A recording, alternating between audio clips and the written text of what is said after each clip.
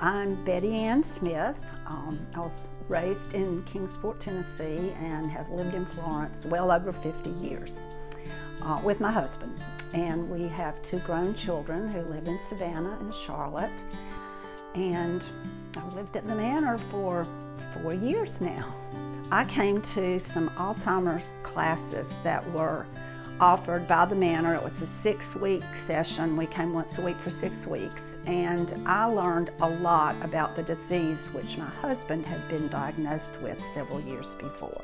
I realized I had taken over all of the household duties and all of the financial duties and had hired somebody to do the yard, and that I had to watch constantly where Henry was.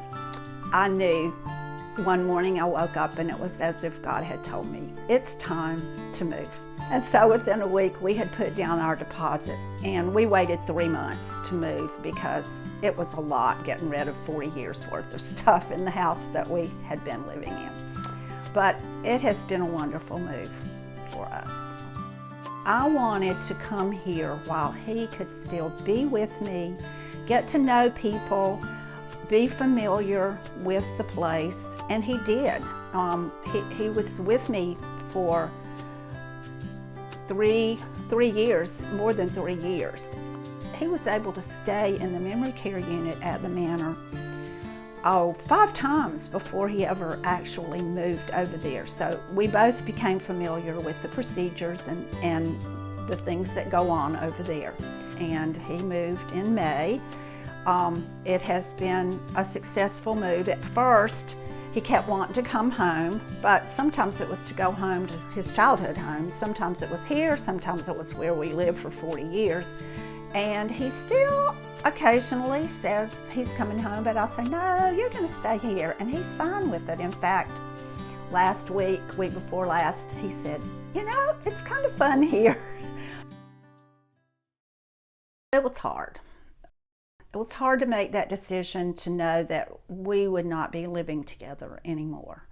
And I mean, we had our 55th anniversary this week, so that's been hard. I think I miss him the most when I go to bed at night and he's not in the bed with me. But I make sure that I go over there every day that I'm in town and spend some time with him, sometimes twice a day. It was also a great sense of relief. I just knew that when he was over there, he was in a contained space and everything had been made safe in that area. He spends just about all of his time in the central area where he's with all the other people. Sometimes when I go to visit him, I'll say, well, let's go to your room, and he'll say, well, I'd just rather stay here. Occasionally we do go to his room. I like to clip his hair occasionally, and I don't want to do that out in front of everybody. My day-to-day life is I like to get up in the mornings and go for a walk on the beautiful grounds that we have here. There's lots of things going on at the Manor. I take part in an exercise class twice a week and really enjoy that. We have someone from the community who comes in and teaches. And I go to the lecture that Francis Marion provides for us each semester. I carry on my life just as I wish. I have a lot of things that I love to do. I like to knit, I like to watch TV, I like to read. There are books all over the house because I've always got 2 or 3 books going. And I'm on the computer a lot. In fact, some of the neighbors come to me when they have computer questions. And I love doing that sort of thing. I teach Sunday school for kids, and I like getting ready for that. In fact, I'm working on something today for next Sunday. My advice is look toward the future. Don't ignore the fact that it's here, that the disease is here.